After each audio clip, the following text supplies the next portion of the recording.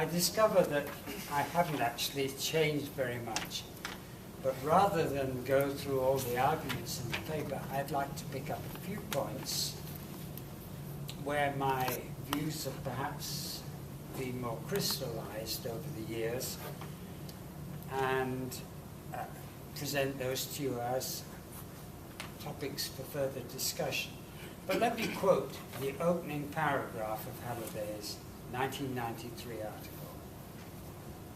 When children learn language, they are not simply engaging in one kind of learning among many, rather, they are learning the foundation of learning itself.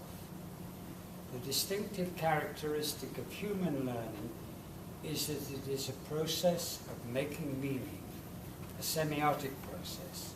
And the prototypical form of human semiotic is language. Hence, the ontogenesis of language is at the same time the ontogenesis of learning. Now, I've never been happy with that statement. It seems to me to be a matter of linguistic imperialism, arguing that the only real learning takes place in and through the learning of language. And when I was asked by Jay Lemke many years ago to write a response to Halliday's article, my first reaction was actually to think about how Halliday, briefly, in about 6 words, refers to Vygotsky. He refers to the zone of proximal development as an area in which children develop. But there was no indication that he was aware of the idea of the zone being a place where individuals receive assistance from other people. And my first reaction was to want to write an article saying Halliday has just missed the point. And then I thought that was very rude. So I played that one down. But rereading his article a week or so ago, I was just struck by that first paragraph, that somehow or other it misses so much. Whilst at the same time, I don't disagree at all that language becomes the sort of semiotic basis of almost all our activity, mental and physical. But it doesn't necessarily start like that, and that learning isn't waiting for language development to start. So I'd like to turn to Vygotsky, partly because I believe I've had 2 mentors in my life. One of them was Michael, and just a funny story. The first time I met Michael was about 1960 something or other, and I was at that time just taking up a position in teacher education in Bristol, England. And because I had agreed to take responsibility for English for immigrants, it was suggested that I might like to go to the London Association of Teachers of English to find out more about what they were doing. So I went up to London from Bristol, and being practically the only non-Londoner present, I was ushered to the coffee table and given a cup of coffee and said, oh, here's somebody you'd like to meet, but no names were mentioned. And so I said I was really excited to hear that I was going to be meeting Halliday, because I'd just been reading his paper on Leader and the Swan, with which I had some differences, but then we were called into the hall, and lo and behold, the person I'd just been talking to was Michael Halliday. Well, that was the beginning of our relationship, but I have to say that over the years between that first meeting and when he moved off overseas, he was a real mentor in my development of the coding scheme for the Bristol Study of Language Development. And it was only later, as I was looking at the results of that study, that I remembered having read in about 1967 the first English translation of Thought and Language, and was fascinated by the idea of inner speech. So I went back to read Vygotsky, and I thought, hey, Halliday and Vygotsky are really coming at things from different directions, but they are essentially interested in the same thing, but with certain key differences. And the first that I want to draw to your attention is the sort of lack of a human body in Halliday's version.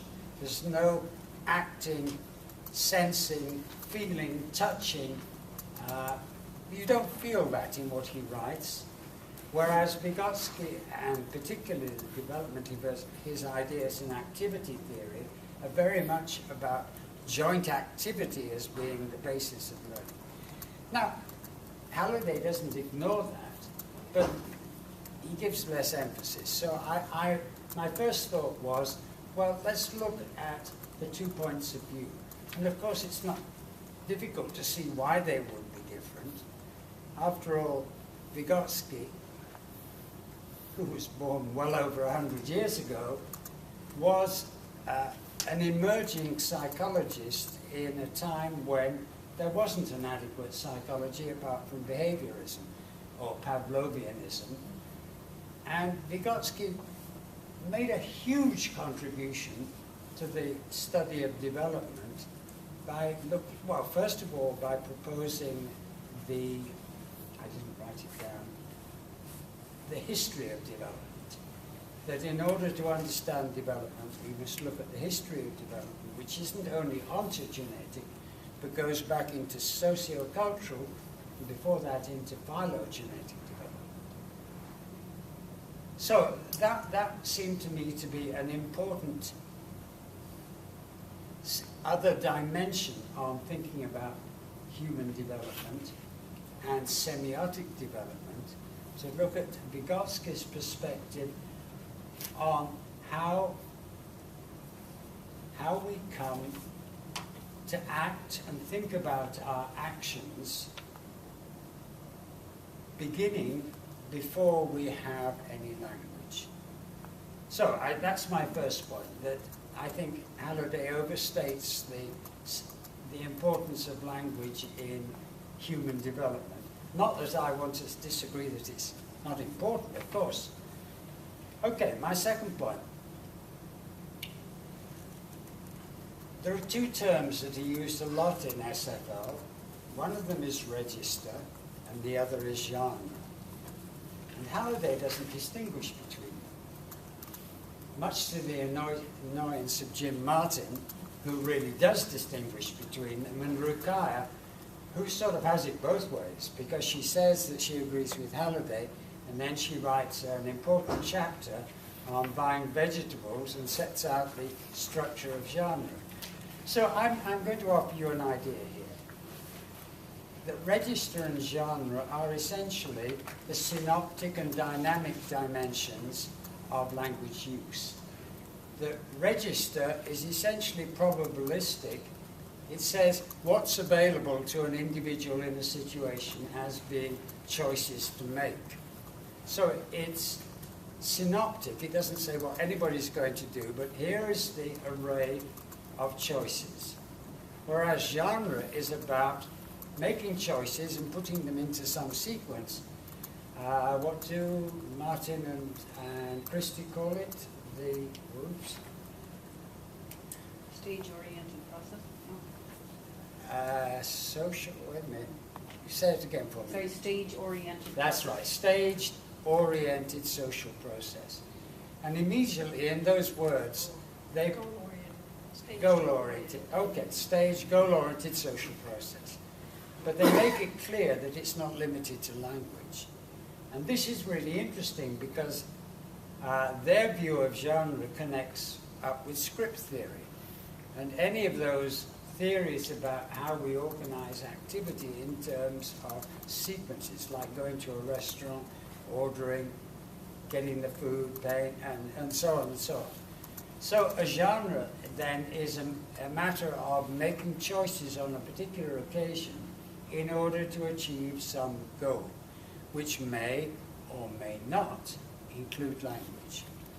If it does include language, it may be a matter of making choices that you hope will be taken up in conversation, or the more sort of, not dictatorial, but more imperialistic view, when you write it and you make all the choices and you make your reader try and catch up with them. Okay, so that's a point I want to raise about how do SFL people think about register and genre in the context of education? Third point, grammatical metaphor seems to me, in a way, to be a metaphor in itself,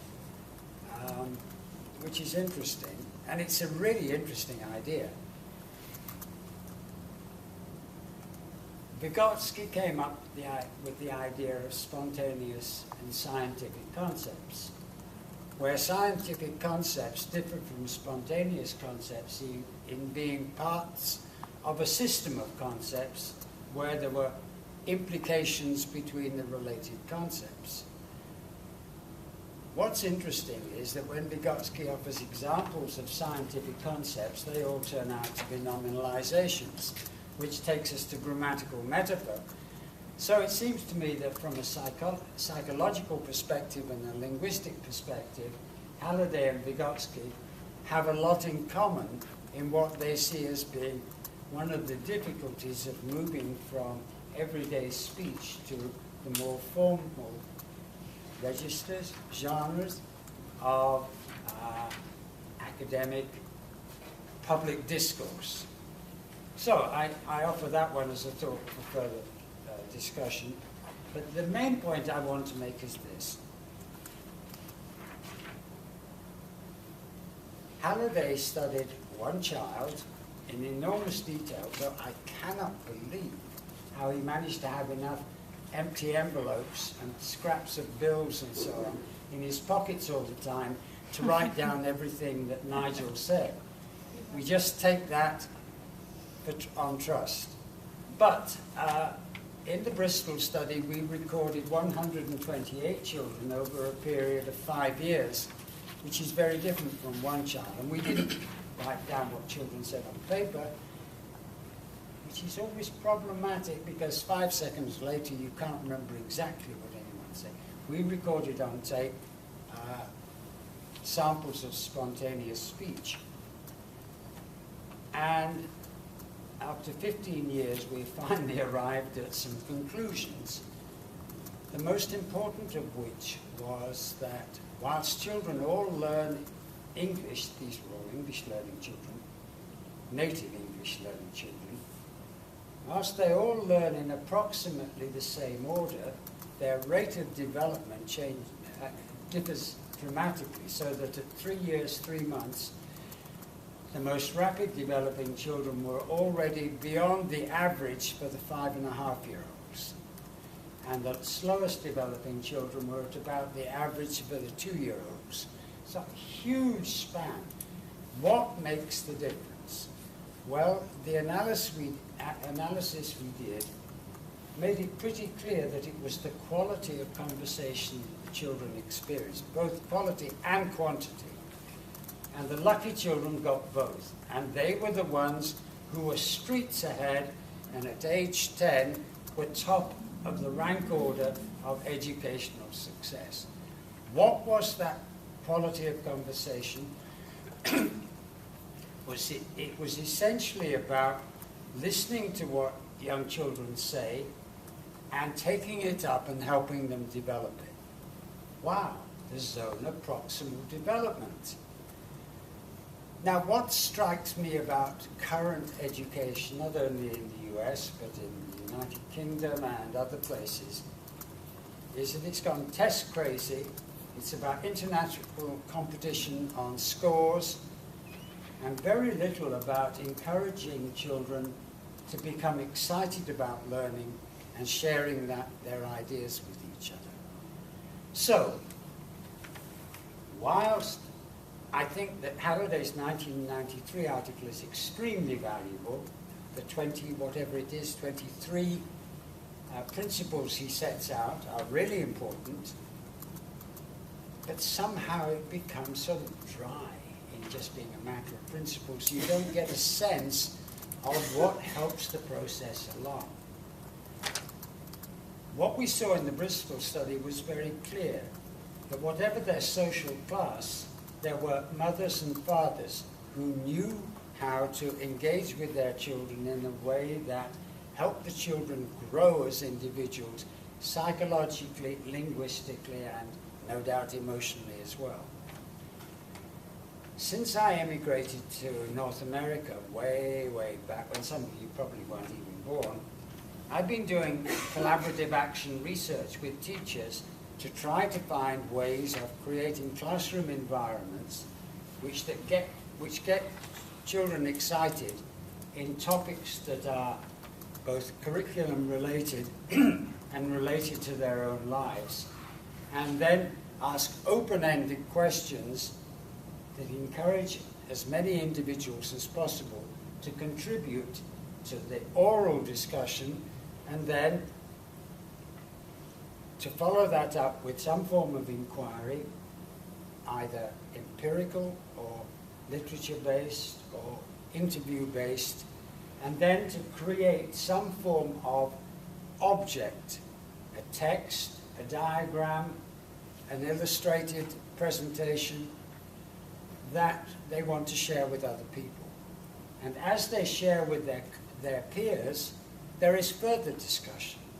Now, for me, that is the ideal context for leading children into grammatical metaphor and the other aspects of academic language that we hope that they will take up. So I want to pose an alternative. Now, this is a caricature. On the one hand, there are those enthusiasts for SFL and academic language who have a curriculum, and you go through it and you learn this genre and that register, and you do it because the teacher says that's a good thing. You'll need it in the future. Not now. Don't worry about now. For the future, my dear. And the other alternative is that the teacher or a child asks a question that gets everybody excited, and they get on to deciding how they're going to investigate it, and then how they're going to share what they found out with other people. Oh, so how do we share succinctly and accurately? Well, there are certain ways of using language to make your communication more effective. So I'm caricaturing. There's one that is top-down, you learn it because I say so, and the other is, we're doing something exciting, we want to share it. What forms of language will be most effective? I'm not going to tell you. Let's work it out together. Okay. Those are my ideas for you.